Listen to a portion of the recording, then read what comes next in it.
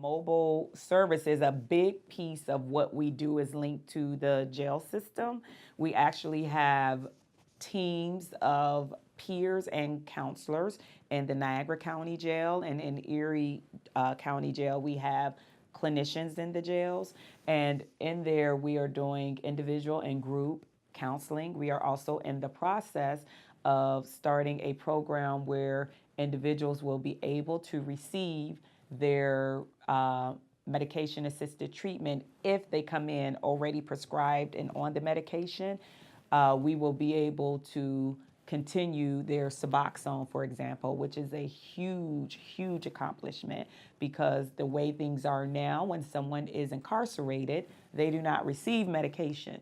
So we're getting ready to start that. We're working out the details of what the program will look like. But a way that the mobile piece works very well with the jail component is that when someone is getting ready for discharge or release from the jail, we, of course, coordinate and have an appointment set up for them to continue treatment on the outside, but also we can have the RV or a member of the team right there at the point of release, ready to meet the individual, to transport them to their appointment or to home. A lot of times the individuals have established a connection with Best Self staff in the jail, so they're a little more comfortable knowing, even though they may not know this individual person that's meeting them, they know that this is an extension of the team that they've been working with on the inside. So we're able to meet them, take them, and continue treatment and follow up with them, which has been a great component to what we're doing. You know, law enforcement is continuing to battle the opioid epidemic on the streets and even inside jail. Thousands at the Erie County Holding Center are hooked on drugs, but there's a new pilot program out there that aims to get them on the right path. In this Two on Your Side original report, Heather Lee shows us how the new approach to treatment is changing lives before and after inmates are released. The Erie County Holding Center recently wrapped up the first year of a pilot program to help inmates get clean. This is a perfect opportunity to keep them away from drugs. The idea is to give inmates who are addicted the help they need while they're still in jail, then help them with addiction services once they're released. It's a little bit different now. Correct. In the past, we would literally open the side door and ask them to leave, and they'd walk out the driveway. Now they want to target people when they walk in. In 2018, the Erie County Holding Center saw nearly 12,000 inmates. Half of them required some form of detox, and of those, more than 27% had some level of opioid addiction. That is our goal, to identify those individuals and give them the help that they need. They have to want to do it. They do. It's a volunteer program.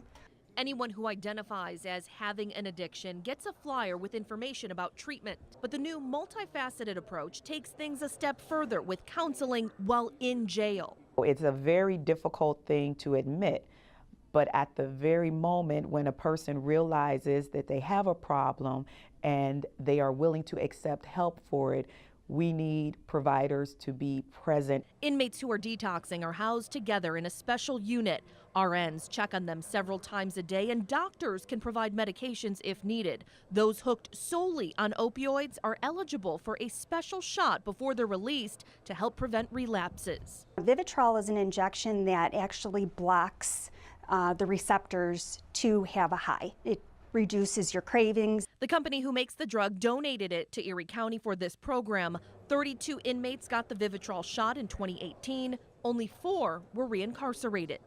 It's a new concept to worry about these inmates when they get released, providing care after they're released in hopes that they don't come back.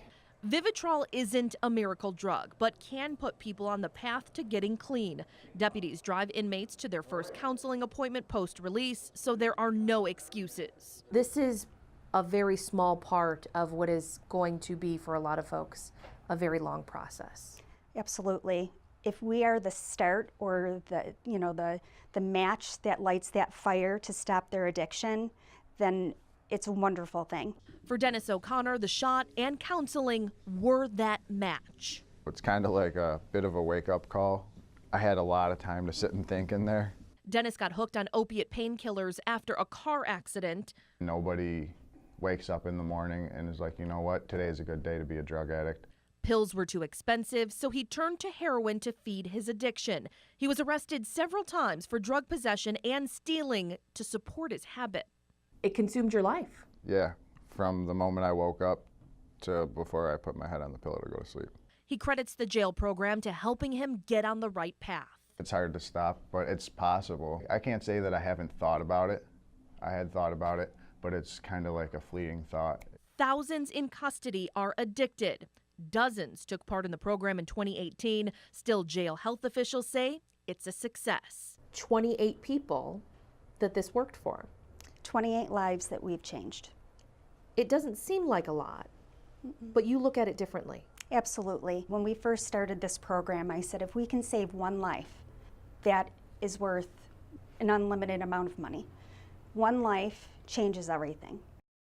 One thing jail officials are up against is time. Inmates need to detox before getting that Vivitrol shot, and that takes about 7 to 10 days. But the average stay at the holding center is just 2 weeks, so the window to reach people and treat them is small. You can read more about the program right now by going to WGRZ.com. Heather Lee, Channel 2 News. Okay, Heather, no question it's a problem. It's good to see that they're having some success there Yeah, and also. offering some hope as well. Absolutely.